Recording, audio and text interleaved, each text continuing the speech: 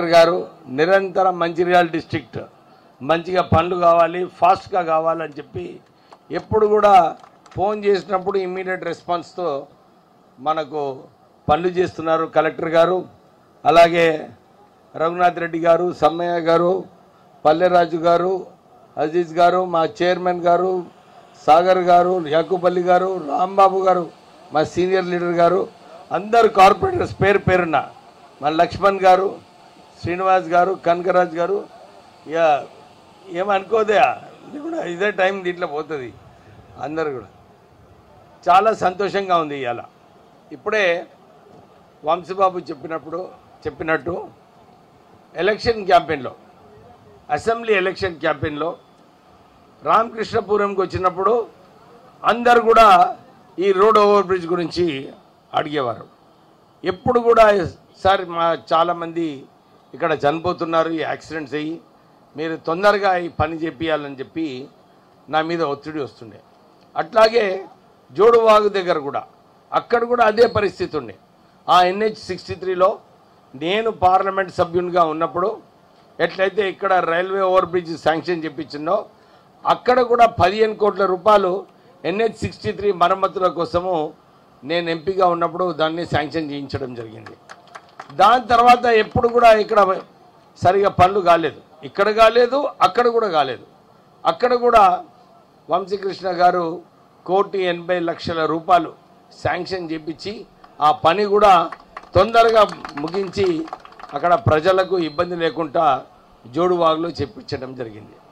కానీ నాకు ఒక తపన ఉండే, అరే ఆర్కేపీలో 3 నెలల్లోనే ఈ రోడ్ ఓవర్ బ్రిడ్జ్ చేపియాలి అని చెప్పి నేను ఒక 5 సార్లు ఇక్కడ మార్నింగ్ వాక్లో ఇక్కడ ఈ బ్రిడ్జ్ వరకు రావడం జరిగింది. ఎప్పుడు కూడా డి గారిని అడిగినప్పుడు సార్ అవుతుంది సార్, అవుతుంది సార్, అయిపోతుంది అన్నారు. రమేష్ గారు ఎక్కడున్నారు? రమేష్ గారు, ఎస్సీ గారు, రమేష్ గారు, ఎస్సీ గారు అయితే ఇప్పుడు వచ్చారు, రమేష్ గారు ఇక్కడనే ఉండ, ఎస్సీ గారు ఇక్కడనే ఉన్నారు. ఎప్పుడు ఫాలో చేసినప్పుడు సార్ అవుతుంది అన్నారు. నాకు సంతోషం అనిపించలేదు, ఎందుకంటే ఎప్పుడు చూసినా పని అంతే ఉంటుండే. కాంట్రాక్టర్ ఏమో చాలా బిజీగా ఉండే ఎలక్షన్లలో అప్పుడు, సో వారికి కూడా సమయం లేకుండే. ఏడి రవీందర్రావు ఉన్నాడా? ఆయన పని చేయాలంటే చాలా కష్టం పరిస్థితుల్లో ఉండే. కానీ నేను అక్కడ ఇంకా కొద్దిగా లోతుకు పోయినప్పుడు 3 సంవత్సరాల నుంచి ఒకటే అంశం పైన ఫైలు ఆర్డీఓ దగ్గర ఉండే. ఏముండే అంటే దీనిలో ల్యాండ్ అక్విజిషన్ అవసరం ఉండే, దీనికి నిధులు ఇచ్చి ఆ ల్యాండ్ తీసుకున్నప్పుడే పనులు అవుతాయని చెప్పి 4-5 సార్లు చక్కర కొట్టిన తర్వాత తెలవడం జరిగింది. కానీ ఇంతకుముందు ఉన్న ఆర్డీఓ సార్ చేస్తున్నా సార్ ఇది అదని అన్నాడు. కానీ కలెక్టర్ గారు చెప్పినాను ఇది కరెక్ట్ కాదు, ఇది తొందరగా క్లియర్ చేయాలని చెప్తే ఇమ్మీడియట్లీ నిధులు ఏదైతే ల్యాండ్ అక్విజిషన్కి అవసరం ఉందో అక్కడ కంపెన్సేషన్ ఏదైతే ఇవ్వాలో అది వారికి ఇప్పించి తొందరగా పనులు ప్రారంభం చేయాలని చెప్పి ప్రారంభం చేయడం జరిగింది. అసలు నాకు ఇది 1 జనవరికి ఓపెన్ చేద్దామని ఉండే, కానీ ఇక్కడ కన్సాలిడేషన్ బాగా కావాలి, రేపు ఈ రోడ్ కూడా అందరికీ మంచిగా ఉపయోగపడాలని చెప్పి సరిగా క్వాలిటీతోని పని చేయమని చెప్పి ఇంత లేట్ కావడం జరిగింది. కానీ మంచి విషయం, ఎందుకంటే ఇప్పుడు కాదు, నేను ఎంపీగా ఉన్నప్పుడు కూడా ఇక్కడికి వచ్చినప్పుడు సుమారు 40-45 నిమిషాలు అవుతుండే ఈ గేట్ ఓపెన్ కానికే. అది ఒకటేసారి కాదు, 4-5 సార్లు దినంలో 40-45 నిమిషాలు అవుతుండే. అయితే అప్పుడు ఆ రోజులలో నాకు అప్పుడు మల్లికార్జున్ ఖర్గే గారు వారే రైల్వే మినిస్టర్ ఉండే, అప్పుడు వారిని పోయి అడిగినప్పుడు ఈ 2 ఓవర్ బ్రిడ్జెస్ వారు శాంక్షన్, అక్కడ కూడా అట్లనే ఉండే రామగుండంలో. అక్కడ పోవాలంటే 40-45 నిమిషాలు అక్కడ గేట్ పడుతుండే. సో ఈ 2 ఓవర్ బ్రిడ్జ్ కూడా నా ప్రాంతంలో చేయాలి. అందరు ఆశ్చర్యపడిపోయినారు, ఎందుకంటే నేను ఎంపీగా ఉన్నప్పుడు అప్పుడు అందరు ఎంపీస్ కన్నా ఎక్కువ ట్రైన్ స్టాప్స్ అయినా కానీ మన కొత్త ట్రైన్ ఇంట్రొడ్యూస్ చేయడంలో కానీ సికింద్రాబాద్ నుంచి బెల్లంపల్లి వరకు ఆ రోజులలో 100 రోజులలోనే నేను ఎంపీగా ఉన్నప్పుడు అక్కడ ట్రైన్ శాంక్షన్ చేయించడం జరిగింది. ఈ రోజు కూడా అదే ట్రైన్ నడుస్తుంది, మళ్ళీ కొత్త ట్రైన్ రాలేదు ఈ 10 సంవత్సరాలు. నేను ఎంపీ గారికి ఇదే కోరుతున్నాను, ఎంపీ సాబ్ సునియే ఆప్కా రెస్పాన్స్ ఈ ప్రాంత ప్రజలకు రైల్వే సౌకర్యమే చాలా చీపు, చాలా ఈజీగా. మనకి ఇక్కడ ఎన్ని స్టాప్స్ తీసుకొస్తే అంత బాగుంటుంది. వీళ్ళు ఎప్పుడు కూడా నేను ఎంపీగా ఉన్నప్పుడు కూడా సుధాకర్ రెడ్డి నువ్వు అప్పుడు అడిగిన స్టాప్ చేయించినా లేదా, వారప్పుడు అక్కడ డిమాండ్ చేస్తుండే. అయ్యో సో తెలంగాణ ఎక్స్ప్రెస్ కూడా అప్పుడు స్టాప్ చేపించమంటే మన ఆర్కేపీలో చెప్పించడం జరిగింది. అప్పుడు కళ్యాణ్ గారు ఇక్కడ కలెక్టర్ అయినారు. వారు అయినప్పుడు ఫస్ట్ నాకే ఫోన్ చేస్తారు, సార్ మీరు ఇన్ని రైల్వే స్టాప్స్ చేయించారు, అప్పుడు మాకు కొంచెం హెల్ప్ చేయండి సార్. ఇప్పుడు ఈసారి మీరు ఎమ్మెల్యే ఎంపీ కాదు కానీ అప్పుడు నేను అడ్వైజర్ ఉండి మీరు ఈ ప్రాంత ప్రజలకు మంచిగా ఉంటుందని చెప్పి వారు నాకు కోరడం జరిగింది. అయితే నేను వంశీ గారు కూడా మొన్న రైల్వే మినిస్టర్ గారితో కలిసినప్పుడు, ఎందుకంటే కోవిడ్ టైంలో అన్ని చోట్ల కూడా రైల్వే స్టాప్స్ అన్నీ కూడా తక్కువ చేసినారు. నేనైతే మేము రిక్వెస్ట్ చేసినప్పుడు లేదు మన భారతదేశం ముందుకు పోతుంది, మాకు ట్రైన్ స్పీడ్ పెంచాలి. ఇప్పుడు 8 km/h ఉంది, దీన్ని 12 km/h చేయాలని చెప్పి మన హైటెక్ రైల్వే మంత్రి గారు చెప్పడం జరిగింది. వారు ఒక్క విషయం మర్చిపోయినారు, ఈ భారతదేశంలో పేద ప్రజలు ఎక్కువ ఉన్నారు. పేద ప్రజలకు ఇట్లాంటి తక్కువ కాస్ట్లో ఏదైనా మంచి సర్వీస్ ఉన్నదంటే అది రైల్వేజే ఉన్నది. మీరు దీనిలో స్టాప్స్ తక్కువ చేసి స్పీడ్ పెంచితే మంచిది కాదని చెప్పి ఆ రోజులలో నేను రైల్వే మినిస్టర్ గారిని కూడా చెప్పడం జరిగింది. సో ఇది ఒక కష్టమైన విషయం, ఎక్కువ స్టాప్స్ ఇక్కడ తేవడానికి. కానీ వంశీకృష్ణ గారు ప్రయత్నం చేస్తున్నారు. ఏది మన రామగుండం, మంచిర్యాలు, మందమరి, ఆర్కేపీ ఈ 4 చోట్ల కూడా మంచి స్టాప్స్ చేపించి, ఎందుకంటే ఇప్పుడు అజనీ ఎక్స్ప్రెస్ అక్కడ ఓదెలలో కూడా చేపించిండు ఆయన. సో ప్రయత్నాలు చేస్తూ ఉండాలి, ఒక్కొక్కటి ఒక్కొక్క 6 నెలల్లో అవుతుంది. సో మీ అందరికీ ఏదైతే ఇంతకుముందు మనము ఇక్కడ అభివృద్ధి కార్యక్రమాల గురించి కలెక్టర్ గారు ఇప్పుడే చెప్పారు. నేను కేతాన్పల్లిలో క్యాంపెయిన్ చేసినప్పుడు అందరు ఇదే అన్నారు, సార్ మాకు సరిగా రోడ్ లేదు, మాకు సరిగా డ్రైన్స్ లేవు, మాకు ఈ ప్రాంతంలో మంచినీటి కరువు ఉంది అని చెప్పి అందరు కూడా కంప్లైంట్ చేయడం జరిగింది. అయితే నేను అనుకున్నాను, అరే ఎందుకు కాలేదు, ఇక్కడ వెంచర్లు అయ్యేటప్పుడు రోడ్లు ఎందుకు కాలేదు, డ్రైన్స్ ఎందుకు కాలేదు అని చెప్పి నేను కొద్దిగా లోతుగా పోయినప్పుడు అప్పుడు పంచాయతీలో శాంక్షన్ చేసినారు. ఏదో ఒకటి కాలనీ కట్టడము, లేఅవుట్ చేసి ప్లాట్లు అమ్మేయడం జరిగింది. కానీ ప్రజలందరూ కూడా మనోళ్ళే ఉన్నారు అక్కడ. ఏదేమైనా కానీ ఇక్కడ నిధులు పెట్టాలని చెప్పి ఫస్ట్ నాకు స్పెషల్ డెవలప్మెంట్ ఫండ్ వచ్చినప్పుడు మనం ఈ ప్రాంత ప్రజలకు ఉపయోగపడాలని చెప్పి రోడ్స్, డ్రైన్స్ పెట్టడం జరిగింది. సో నేను ఇదే కాన్సన్ట్రేషన్ చేస్తున్నాను మన చెన్నూరు నియోజకవర్గంలో. ఇక్కడ కేతాన్పల్లి, అక్కడ మందమరి, ఇక్కడ చెన్నూరులో ఈ 3 ప్రాంతాలలో కూడా అన్ని చోట్ల కూడా సరిగా సీసీ రోడ్స్ ఉండాలి, సరిగా డ్రైన్స్ ఉండాలి. వీళ్ళకి మంచినీళ్ళు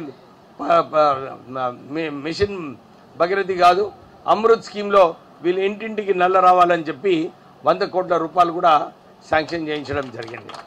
సో ఈ కార్యాచరణ అయిన తర్వాత నేను కలెక్టర్ గారికి మొన్న కూడా చెప్పినాను, ఈ ప్రాంత ప్రజలకు ఒక మంచి శ్మశాన వాటిగా ఉండాలి. ఒకటి ఇటు సైడు, ఒకటి అటు సైడ్ అమ్మ గార్డెన్ సైడ్, 2 శ్మశాన వాటికలు కూడా ఈ సంవత్సరము మనం చేయబోతున్నాము. ప్రజలందరూ కూడా 2 విషయాలలో ఇబ్బంది పడుతున్నారు, ఒకటి విద్య, ఇంకోటి వైద్యం. మన ఆర్కేపీలో ఈ గురుకుల్లో ఇక్కడ నేను పోయినప్పుడు చాలామంది అక్కడ విద్యార్థులు అందరూ అక్కడ హాస్టల్లో బీద విద్యార్థులు వాళ్ళందరూ కూడా అక్కడనే చదువుకుంటున్నారు, అక్కడనే పడుకుంటున్నారు. ఇంకా పైన చూస్తేనేమో ఏసీ షీట్స్ అన్నీ కూడా పలిగిపోయి ఉండే, రీప్లేస్మెంట్ కాలేదు. అయితే నేను సింగరేణి సంస్థకు చెప్పి మీరు ఈ ఏసీ షీట్స్ అన్నీ కూడా రీప్లేస్ చేయాలని చెప్పి వారికి కోరినప్పుడు వారు కూడా ముందుకొచ్చి ఆ స్కూల్ని మరమ్మతులు చేయడం జరిగింది. నేను కూడా 30 లక్షల రూపాయలు ఆ గురుకుల్ స్కూల్కి ఇవ్వడం జరిగింది. అంటే విద్యలో ఏదైతే మనం ఇంట్రెస్ట్ తీసుకోవాలో ఈ సంవత్సరము, ఎందుకంటే సోమన్పల్లిలో మంచిగా 125 కోట్ల ఇంటిగ్రేటెడ్ స్కూల్ వస్తుంది. కానీ ఇక్కడ ఈ ఉన్న ప్రాంత ప్రజలకు కూడా స్కూళ్ళన్నీ కూడా మంచిగా నడవాలని చెప్పి మన కలెక్టర్ గారికి చెప్తే, సార్ మీరేం భయపడకండి, మనకు సుమారు 6 కోట్ల రూపాయలతోని అన్ని స్కూళ్ళు, చెన్నూరు ప్రాంతంలో ఉన్న అన్ని స్కూళ్ళలో ఏదైతే మరమ్మతులు అవసరం ఉన్నాయో అన్నీ కూడా చేపిస్తామని చెప్పి 6 కోట్ల రూపాయలు. ఏమి కలెక్టర్ శాంక్షన్ అయిపోయిందా? పనులు స్టార్ట్ అయినాయా? చేస్తున్నారా అందరూ? ఇంకా మన పేరెంట్స్ ప్రత్యేకంగా తల్లిదండ్రులు స్కూళ్ళలో పోతుంటారు. మీకు నిజంగానే ఏమైనా ఇబ్బందులు అనిపిస్తే మీరు డెఫినెట్లీ నాకు అప్రోచ్ కాండి. నేను ఇదే చాలా కఠినమైన విషయం ఇది. మళ్ళీ చెప్తే నేను లాస్ట్లో, ఎందుకంటే ప్రశ్నలతో మనము ఎక్కువ జాగ్రత్తగా ఉండాలి, వాళ్ళని సంతోషపెట్టాలి ఎప్పుడు కూడా. నేను చెప్తే ఈ విషయం, ఎందుకంటే కలెక్టర్ గారు ఆల్రెడీ. సో ఇగో శ్రీనివాస్, నెక్స్ట్ టైం నేను అంతా చెప్పిన తర్వాత మధ్యలో డిస్టర్బ్ చేయకు, నా ఫ్లో పోతుంది. మొదలే నా తెలుగు సరిగా లేదు, దాని తర్వాత మీరు. అయితే మన ప్రాంతంలో విద్య కోసము ఈ సంవత్సరము ఎక్కడ ఏమున్నా కానీ మీరు ఏమన్నా లోపాలు ఉంటే చెప్పండి, అవి సరిదిద్దాము. ఎందుకంటే మన పిల్లలకు మంచిగా చదువుకునే వాతావరణం కల్పించే అవసరం ఉన్నది. మొన్న కూడా మీకు అందరు తెలుసు, రేవంత్ రెడ్డి గారు కాంగ్రెస్ పార్టీ వచ్చిన తర్వాత 10,000 ఉద్యోగాలు టీచర్లను భర్తీ చేయడం జరిగింది. అది మంచి విషయమా కాదా? ఎవరు చప్పట్లే కొడతలేరు మహిళలు. అమ్మా, మన పిల్లలు మంచిగా చదువుకుంటేనే ఆ బాధ్యత ఎవరిపైన ఉంటుంది? తల్లుల పైన ఉంటుంది. తల్లులు ఇంట్రెస్ట్ తీసుకుంటే పిల్లలు మంచిగా చదువుకుంటారు. సో మీకోసం మీరు బెనిఫిట్ అవుతారు. 10,000 ఉద్యోగాలు వస్తే అన్ని చోట్ల కూడా స్కూళ్ళల్లో మనకు టీచర్లు ఉండడం జరుగుతుంది. మళ్ళొక డిఎస్సి కూడా అతి త్వరలోనే ప్రభుత్వం అనౌన్స్ చేయబోతుంది. అంటే విద్యారంగంలో కూడా మనం ఏదైతే ఆలోచించినామో దాని ప్రకారంగానే నడుస్తుంది. ఇప్పుడే చెప్పినట్టు ఇంటిగ్రేటెడ్ స్కూల్ 200 కోట్లతోని మన సోమన్పల్లిలో అక్కడ పనులు కూడా ఇనీషియల్ సర్వే కావడం జరిగింది. అతి త్వరలోనే అక్కడ కూడా పనులు మొదలవుతాయి. ఇంకా ఈ రైల్వే ఓవర్ బ్రిడ్జ్ ఇదే ఒక్కటే కాదు పని R&B తరఫున. మొన్న నేను పోయి ముఖ్యమంత్రి గారికి, ఇంకా మన కోమటిరెడ్డి వెంకటరెడ్డి గారికి చెప్పినాను, మా ప్రాంతంలో ఇంకెక్కువ నిధులు కావాలంటే 70 కోట్ల రూపాయలు, 70 కోట్ల రూపాయలు మన ప్రాంతానికి శాంక్షన్ చేయడం జరిగింది రోడ్ల మరమ్మతు రెన్యువల్స్ కోసం. సో అన్ని చోట్ల కూడా ఫాలోఅప్ చేసి మనకు ఏదైతే మన ప్రాంతానికి అభివృద్ధి కావాలో ఈ అన్నిట్లో కూడా మనం కష్టపడుతున్నాము. మీరు కానీ అందరు అనుకుంటారు సార్ రేపే పని అయిపోవాలని. కాదు, రేపే కాదు పని. నేను నిన్న చాలా ఆశ్చర్యపడిపోయినా, ఎందుకంటే వెంకంపేటలో TV 9లో ఒక ఆర్టికల్ వచ్చింది, ఒక క్లిప్పింగ్. ఏమని, అక్కడ బిందెలతోని బతుకమ్మ ఆడుతున్నారు, నీళ్ళు వస్తలేవని. కానీ నిన్న RWS ఇంజనీర్ పోయినప్పుడు అక్కడ ఆ బోర్వెల్ నడుస్తున్నది, కేవలము ఎమ్మెల్యేని దుష్ప్రచారం చేయాలని చెప్పి అది ఆ క్లిప్పింగ్ వేయడం జరిగింది. అయితే నేను చెప్పిన RWS మీరు కూడా చెప్పండి, పోలీస్ కంప్లైంట్ ఇవ్వాలి. ఎందుకంటే తప్పుడు ప్రచారాలు చేయొద్దు. ప్రజలలో ఒక ఆందోళన క్రియేట్ చేస్తే అది సరైన పద్ధతి కాదు. అవసరం ఉంటుంది డెఫినెట్లీ. 10 సంవత్సరాలు ఈ ప్రాంతంలో ఎక్కడ కూడా ఒక బోర్వెల్ వేయలేదు, ప్రజలు ఇబ్బందిలో పడ్డారు. వాళ్ళందరికీ కూడా మేలు చేయాలని చెప్పి మేము కష్టపడుతున్నాము. కొన్ని లోపాలు ఉంటాయి, అన్నీ 100% కాదు. మనం కూడా ఇల్లు నడిపించుకునేటప్పుడు 100% అన్నీ మంచిగా ఉంటాయమ్మా, కొన్ని ఉంటాయి, తప్పులు ఉంటాయి, డిలేస్ ఉంటాయి. ఇవన్నీ కూడా మనం చేసుకునే అవసరం ఉన్నది. మీరందరూ కూడా ఓపిక పడాలి. డెఫినెట్లీ మన కాంగ్రెస్ ప్రభుత్వము మీకు అందరికీ కూడా మేలు చేస్తుందని చెప్పి మీ అందరికీ ఇంకొక భరోసా ఇవ్వాలని ఉంది. మనం ఎలక్షన్ క్యాంపెయిన్లో మనం అందరం కూడా 200 యూనిట్లు ఫ్రీ కావాలని మేము మాట ఇవ్వడం జరిగింది. అందరికీ 200 యూనిట్లు ఫ్రీ వస్తుందా లేదమ్మా? మొదలు ఎవరైతే అప్లై చేసుకున్నారో అందరికీ 200 యూనిట్లు.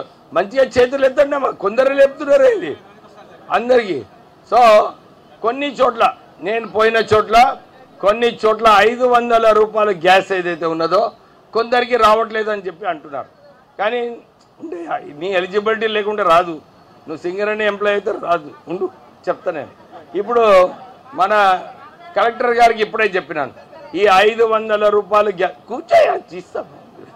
అడిగినావా? నాకు కండువా వేసుకున్నాం, కూర్చో ఇస్తా, కూర్చో కూర్చో.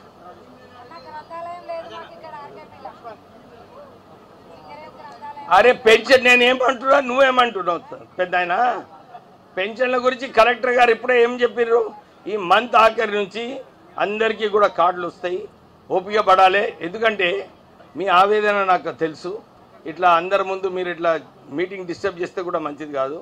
ఎందుకు లేట్ అవుతున్నదంటే అందరు కూడా గమనించాలి ఈ విషయం. ఈ కొత్త కార్డు ఏదైతే ఇస్తున్నారో రేషన్ కార్డు, దీన్ని ఫ్యామిలీ కార్డు అంటారు. ఈ ఫ్యామిలీ కార్డులా ఎవరెవరికి ఏమేమి అర్హత ఉంటుంది, ఎంతమందికి ఈ ఫైన్ రైస్ బియ్యం లభించాలో, రాజీవ్ ఆరోగ్యశ్రీలో ఈ సంవత్సరం వీళ్ళు ఎన్ని నిధులు ఖర్చు పెట్టుకున్నారు, వీళ్ళకి రుణమాఫీ ఎంత వచ్చింది, ఇవన్నీ కూడా ఈ ఫ్యామిలీ కార్డులో వస్తుంది. అయితే మీరు 10 సార్లు ఇక్కడక్కడ తిరిగేది అవసరం ఉండదు. ఈ కార్డు వచ్చిన తర్వాత ఈ కార్డ్ని ప్రిపేర్ చేయడానికి సాఫ్ట్వేర్ కోసము టైం అవుతుంది. అందుగురించి రేషన్ కార్డులు అన్నీ కూడా డిలే కావడం జరిగింది. ఇప్పటి వరకు మన రాష్ట్రంలో 85 లక్షల రేషన్ కార్డులు ఇచ్చిన. ఇప్పుడు ఈ కొత్త రేషన్ కార్డులు సుమారు ఇంకా 20-25 లక్షల కార్డులు, అంతేనా కలెక్టర్ గారు? 25 లక్షల కార్డులు వస్తాయి. ఎవరైతే నిజంగా అర్హత ఉన్నారో వాళ్ళందరికీ కూడా కొత్త కార్డులు రాబోతున్నాయి. కొందరు పెద్ద మనుషులు ఉన్నారు, కొందరు సింగరేణి ఎంప్లాయీస్ ఉన్నారు, కొందరు అర్హత లేని వారు కూడా ఉన్నారు. కానీ అందరికీ ఒక ఆశ ఉన్నది, మాకు కూడా కార్డు రావాలి. ఎందుకంటే నేను మొన్న పొక్కూరు గ్రామంలో ఇందిరమ్మ ఇల్లులు దాన్ని భూమి పూజ చేయడానికి వెళ్ళినప్పుడు సుమారు 312 అప్లికేషన్లు వచ్చినాయి. నిజంగానే ఎలిజిబిలిటీ ఎవరైతే ఉన్నారో 298 మంది ఎలిజిబిలిటీ ఉన్నారు. అంటే సుమారు 19 అప్లికేషన్స్ ఎక్కువ ఎందుకు ఎక్కువ అంటే వారి స్తోమత ఇంకా మంచిగా ఉంది. వీళ్ళు ఈ స్కీమ్లో రారని వారు ఆ స్కీమ్లో రాలేదు పేరు. సో ఇట్లాంటి కేసులు కూడా ఉంటుంది. కానీ కొందరికి ఉంటుంది ఆశ, అరే నా పేరు కూడా ఉండాలి, నాకు ఎందుకు రావద్దని. సో మీరు అందరు కూడా గవర్నమెంట్ స్కీమ్స్ అన్నీ కూడా ఈ పద్ధతి ప్రకారంగా నడుస్తుంది. ఏదో ఎమ్మెల్యే చెప్పిండు, ఏదో సర్పంచ్ చెప్పిండు, వీళ్ళు చేస్తారని కాదు. నేను ఇప్పుడే కలెక్టర్ గారు చెప్పినాను, ఎంపీడీఓలందరూ కూడా అన్ని చోట్ల సరైన పని చేయాలి. వీళ్ళు చాలామందికి మహిళలకు ఏదైతే 500 రూపాయల గ్యాస్ రావాలో వారు సరిగా లింక్ చేయకపోక కొందరికి రావటం లేదు. వారికి హెల్ప్ చేసి వాళ్ళందరికీ కూడా ఈ 500 రూపాయల గ్యాస్ వచ్చేటట్టు చేయాలని చెప్పి నేను కోరుతున్నాను. ఎందుకంటే ఇన్ఫర్మేషన్ అడిగినప్పుడు అన్ని చోట్ల కూడా ఒక్కొక్క మండల్లో 5,000 మందికి 500 రూపాయల గ్యాస్ ఇస్తున్నారు. నేను ఆశ్చర్యపడిపోతున్నాను, అరే ఇంతమందికి వచ్చేటప్పుడు ఇంకా 2-3కి ఎందుకు వస్తలేదు? ఇప్పుడు మన పెద్ద ఆయన అడిగినట్టు ఆయన కూడా ఒకళ్ళిద్దరికి నేను ఇప్పుడే చెప్పిన, ఏ ఇంట్లో కూడా మొత్తం 100% ఉండదు, కొన్ని లోపాలు ఉంటాయి. మీరు అప్రోచ్ కాండి, డెఫినెట్లీ మీ సమస్యలన్నీ కూడా సరిగా పరిష్కరిస్తామని చెప్పి మీ అందరికీ చెప్తూ, అందరికీ మన రాష్ట్ర ప్రభుత్వం ఏదైతే నిర్ణయించిందో సన్న బియ్యం ఇవ్వడానికి, అందరికీ సన్న బియ్యం వస్తుందా? ఎట్లుందమ్మా సన్న బియ్యం? ఎట్లున్నది? మంచిగా ఉన్నదా సన్న బియ్యము? అవునా కదా? సో మరి చప్పట్లు కొట్టరా అమ్మా? అరే ఇంకా అక్కనైతే కొడితేనే లేదు. ఏమ్మా వస్తలేవా సన్న బియ్యం? వస్తే ఒక్కసారి అందరు కూడా గట్టిగా చప్పట్లు కొట్టాలి అని చెప్పి కోరుతున్నాను.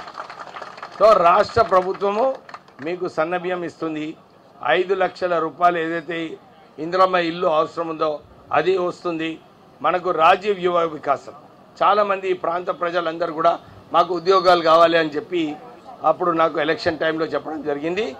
నేను ఎమ్మెల్యే అయిన తర్వాత మొట్టమొదటి స్కిల్ డెవలప్మెంట్ సెంటర్ ఈ రాష్ట్రంలో మన మందమరిలో స్థాపించడం జరిగింది.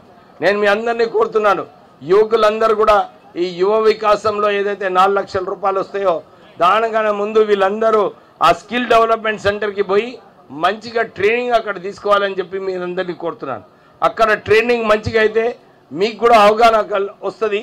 ఈ 4 లక్షల రూపాయలు ఎట్లా ఖర్చు పెట్టుకోవాలో, ఈ 4 లక్షల రూపాయలతోని మనము మంచిగా ఉపయోగించుకోవాలి. తల్లిదండ్రులకు అందరికీ నేను ఒక రిక్వెస్ట్ చేస్తున్నా, మీరు మీ పిల్లలు ఈ రాజీవ్ యువ వికాసం పైసలు వచ్చిన తర్వాత ఎవరు కూడా పార్టీ చేసుకోదు. అరే నాకు పైసలు వచ్చినాయి రాడరా ఇవాళ దావత్ చేసుకుందామని చెప్పి ఎవరు కూడా చేసుకోవద్దు. ఎందుకంటే దుర్వినియోగం అయిపోతే పైసలు ఒకసారి ఖర్చు అయిపోతే మళ్ళీ రావు. దాని బాధ్యత కూడా తల్లిదండ్రులు తీసుకోవాలి.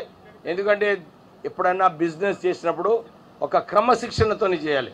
ఒక క్రమశిక్షణ ఏంటి, ఈ పైసలు ఈ బిజినెస్ చేయడానికి దీంట్లోనే నేను పెడతాను, ఇంటికి తీసుకుపోనని చెప్పి వీళ్ళందరితోని ప్రామిస్ తీసుకొని తల్లిదండ్రులు కూడా ఆ రెస్పాన్సిబిలిటీ తీసుకోవాలని చెప్పి మీ అందరితో కోరుతూ మన కైతాన్పల్లిని మన చెన్నూరు నియోజకవర్గాన్ని ఒక మోడల్ కాన్స్టిట్యుయెన్సీ చేసుకుందాము.